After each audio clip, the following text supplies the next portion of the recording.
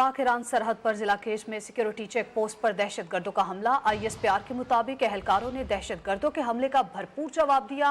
Security अहलकारों और दहशतगर्दों के दरमियान शदीद फायरिंग का तबादला। किस तरह मेरे जैसा बंदा वहां जाए? पहले तो जाने से दुनिया डरती है, आप कहते पैसे लेकर जाए वहां पे। आप किस तरीके से हमें ये कह रहे हैं कि आप आके पाकिस्तान में पैसे इन्वेस्ट करें, जब आपके एक एक दिन में 3 अटैक हो रहे हैं, 3 अटैक। ये तो बड़ा law and order security situation है। सही कह रहे चीमा हैं साहब, आपकी अदालतें आपकी फेल हैं, पुलिस आपकी करप्ट तरीन है, सोसाइटी कोलैप्स कर रही है। एक्चुअली दोनों तरफ हुआ है, एक ईरान के साइड पे हुआ है और 2-3 पाकिस्तान के साइड पे हुआ है। पाकिस्तान और यहां पैटर्न हम देखेंगे, जो पैटर्न पाकिस्तान मतलब पिछले 30-40 साल से भारत के ऊपर लागू करता था, वही पैटर्न पाकिस्तानी भी सोचें यार कि हमारी बेइज्जती दुनिया तो करती है, बेइज्जती पाकिस्तान की, इसमें कोई डाउट नहीं है। मुसलमान मुल्क खास बेइज्जती करते हैं पाकिस्तान के, ऐसा क्यों है? ईरान इस्लामिक रिपब्लिक है। इस मसले को इंडिया और पाकिस्तान के पर्सपेक्टिव में भी बयान करते कि यही डिमांड इंडिया करता था तो क्या पाकिस्तान ने हवाले किए थे। अब पाकिस्तान इंटरनली और एक्सटर्नली दोनों बॉर्डर्स पे मेरे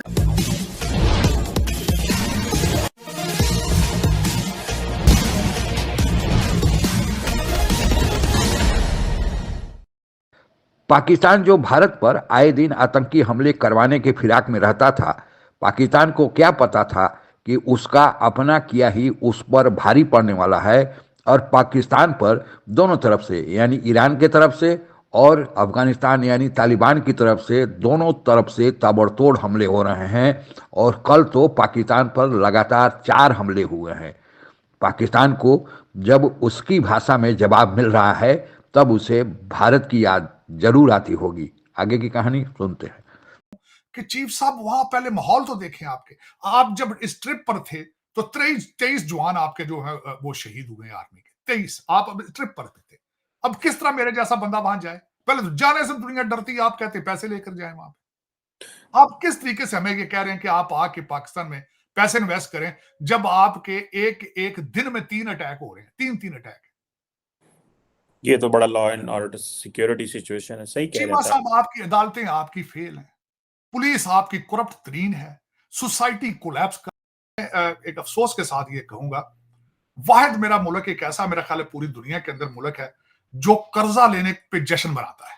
कर्जा मिल जाए तो जश्न मनाते हैं, अपने एसेट्स, घर के एसेट्स बेचकर जश्न मनाते हैं। आजकल जश्न किस चीज पे मनाया जा रहा है कि 40% शेयर जो है वो अरामको को बेच दिए ऑयल एंड गैस के। जश्न शुरू हो चुका है, कहते हैं बाहर से पैसा, डॉलर की बारिश शुरू हो चुकी है जी, डॉलर की बारिश शुरू हो चुकी है। कोई कॉन्क्रीट इकोनॉमिक प्लान है ही नहीं, कोई इकोनॉमिक कॉन्क्रीट का प्लान नहीं। या एसेट कोई ले ले आपका, या आपको कोई घर बैठे दे दे, पैसे लंदन में ही रहें, पाकिस्तान ना जाएं, ये आपके मंसूबे। अब कोई अंसार नाम से कोई और ऑर्गेनाइजेशन खड़ा हो गया, कोई और जुंडुल इस्लाम ऐसा कुछ होगा, कोई और, मतलब हर दिन एक नया नया तंजीम सामने आ रहा है और वो अटैक करते जा रहा है। मतलब जो फॉर्मूला पाकिस्तानी फौज और डीप स्टेट ISI इस्तेमाल किया था, वही उनके साथ हो रहा है अभी। सेम ऑर्गेनाइजेशंस, मतलब ये कहते हैं कि हम TTP से अलग हो गया, मगर उनको हथियार कहां से मिला? हथियार का सब पाकिस्तानी भी सोचें यार कि हमारी बेइज्जती दुनिया तो करती है, बेइज्जती पाकिस्तान की, इसमें कोई डाउट नहीं है। मुसलमान मुल्क खास बेइज्जती करते हैं पाकिस्तान के, ऐसा क्यों है? ईरान इस्लामिक रिपब्लिक है, it is the Islamic Republic of Iran, right. और बिल्कुल जिसको कहते हैं कि कट्टर वाले हैं, वो शरिया वरिया फॉलो करते हैं, पत्थर मार दो इसको कोड़, मतलब पूरा A to Z वो फॉलो करने की कोशिश करते हैं, जो उनकी रजीम है इस वक्त।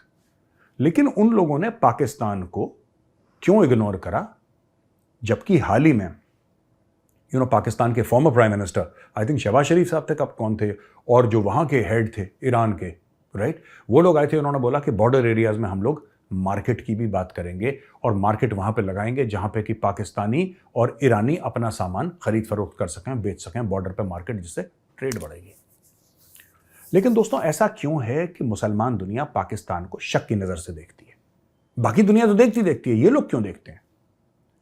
जस्ट इमेजिन, आप सोच सकते हैं, ये मुझे इतनी हंसी आई उस दिन जब मैंने सुना कि तालिबान ने तालिबान ने एक पब्लिक अनाउंसमेंट करी है और अफगानों को बोला है कि पाकिस्तान मत जाना, वहां पे टेररिज्म का खतरा। इंटरनली और एक्सटर्नली दोनों बॉर्डर्स पे मेरे ख्याल में हालात मुश्किल है।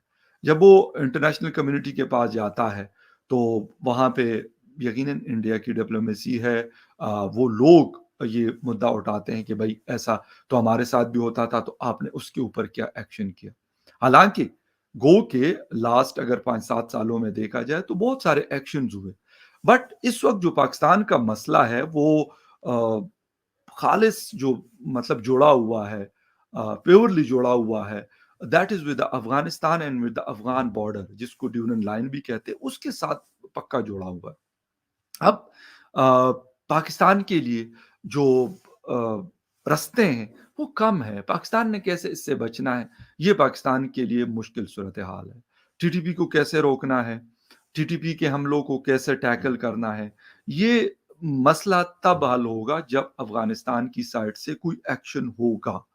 अगर नहीं होगा तो ये पाकिस्तान के लिए सिचुएशन इतनी आसान नहीं है, और आसान इसीलिए नहीं है कि वो लोग यहाँ पे अगर नहीं भी रहते, यहाँ पे कुछ नहीं भी प्लान करते, तो वो अफगानिस्तान के अंदर ये सारी चीजें करके और फिर वो पाकिस्तान के अंदर कार्रवाई करते हैं, उनके यहाँ पे लोग मौजूद। कहना चाहूंगा कि इन्होंने ये स्टेटमेंट दी है, ये सिलसिला, और अब इसके असर क्या होते हैं, असर के बारे में, इसका इम्पैक्ट के बारे में ये बताना चाहूंगा कि इस वक्त अमेरिका के पास कोई चॉइस नहीं है सिवाय भारत के। ग्लोबल साउथ के अंदर कोई चॉइस नहीं है, नंबर वन।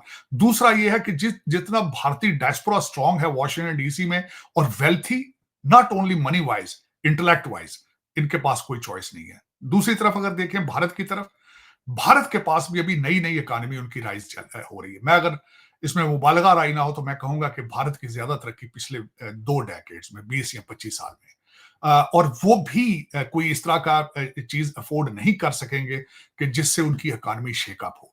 अभी सारा बिजनेस नया नया चाइना से निकल के भारत जा रहा है, वो भी उसको शेकअप नहीं करना चाहेंगे। ये दोनों तरफ से दे आर टेकिंग, वो कहते हैं ना कि they are taking step, they are walking on the egg shells. तो वो दोनों तरफ से बड़े मोहतात जो है वो कदम उठाए जा रहे हैं।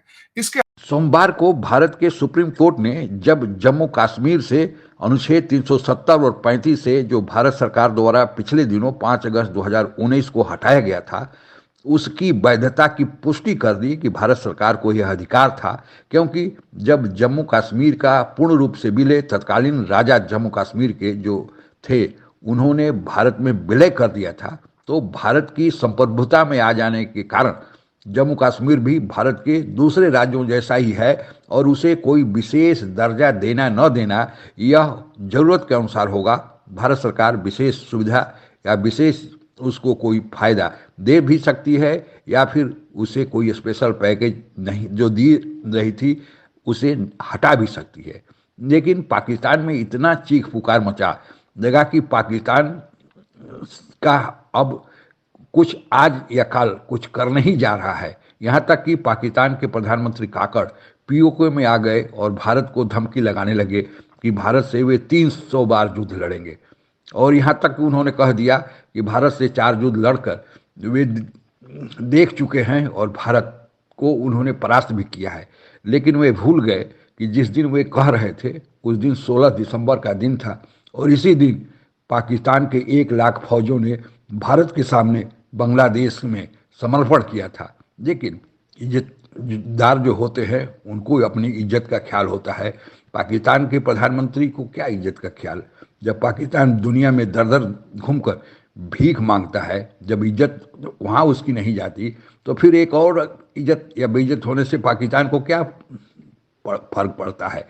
और यही कारण है कि पाकिस्तान भारत पर पहले आतंकी हमले तो कराता था, लेकिन अब ईरान की तरफ से और अफगानिस्तान की तरफ से पाकिस्तान में आए दिन हमले हो रहे हैं।